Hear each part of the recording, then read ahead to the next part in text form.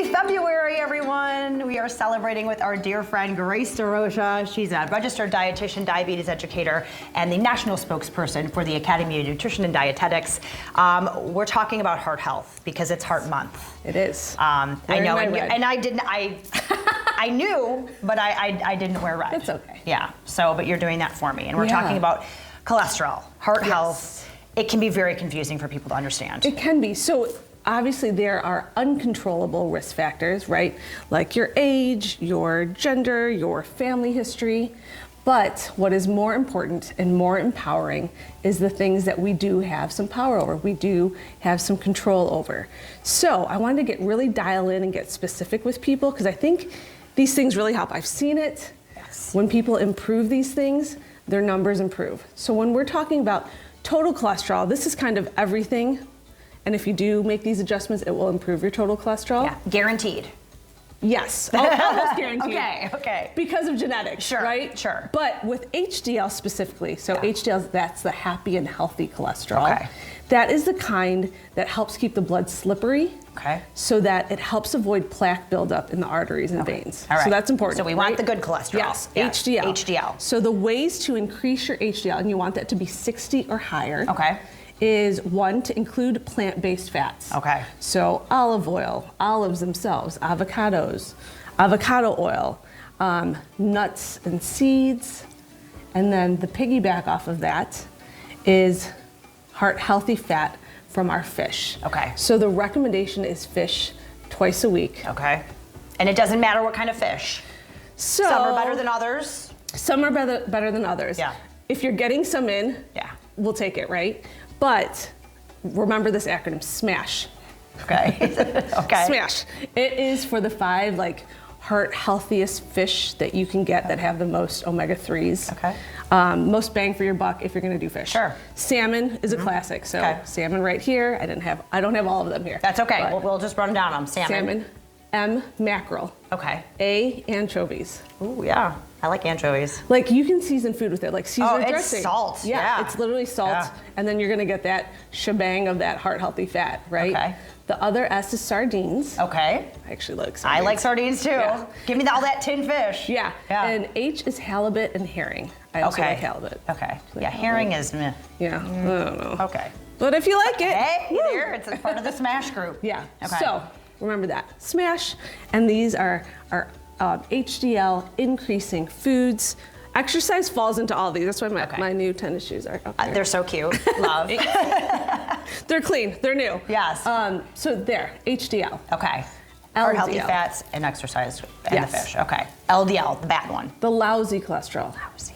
So we need some naturally. Okay. But when we get too much is when that plaque buildup starts to really get us. Okay. And the optimal goal is for the LDL number to be less than 100. Okay. Okay. 130 is good. Okay. Less than 100 is even better. Okay. All right. So, few things. One, you got to get rid of a few things. I know. Yeah. Don't hate me. Trying to decrease animal fat. Okay. So you can see, as we're increasing plant-based fat, we're trying to decrease animal fat. I always feel really bad about this because I also love cheese.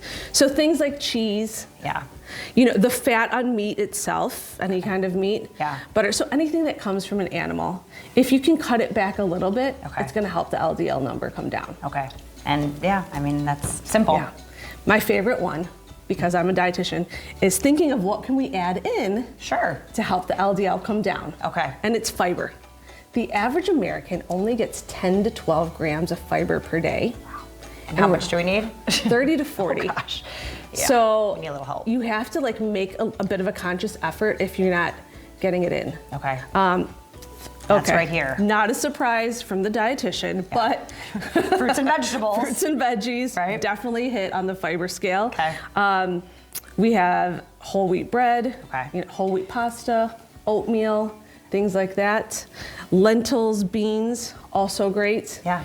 And you'll be surprised once you start to increase that fiber. You stay regular, you go to the bathroom, you're getting rid of toxins out of the body, including excess fat and cholesterol that we don't want, and that's where that really comes in to help. You will feel it. Yeah. Yeah. So. But also drink your water. Oh, yeah. So many things to remember. Yes. Yeah. So, well, all of the things that you need to do increase, decrease, substitute, and always exercise. The common denominator here, exercise is key. Yeah. Yeah. And then the last thing I wanted to touch on here is our blood pressure. Okay.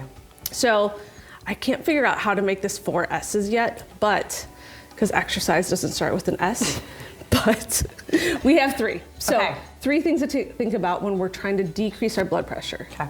1, start with the non-S. Yeah. Exercise. Okay. Definitely. Doing something more than you're doing now, right? The other one is reducing sodium. Okay. So really trying to cut back on that. 2,300 milligrams of sodium or less is what's considered the right amount for good general health. Okay. If you do have high blood pressure already, 1,500 milligrams or less. Okay. So 1 teaspoon, people don't hate me, but 1 teaspoon of table salt. No, yeah, 1 teaspoon of salt. Yeah. Not to confuse people by saying table. Yeah.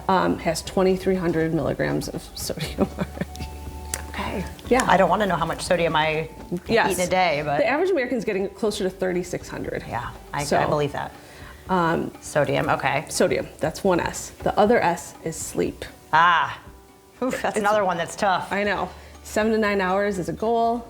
It's funny because also thinking that quantity is given to us to hopefully give us a full cycle of sleep, you know, and everyone's body's a little bit different. So just tapping into if you're well rested, it helps with everything. Blood pressure, helps you lose weight, helps give you more energy, you know? Yeah, all the things. Sleep. All right. We all need it. And then is there one more S or is that it? Yeah. Okay. Stress. Ah, Reducing stress. I'm failing. I know. I get an F.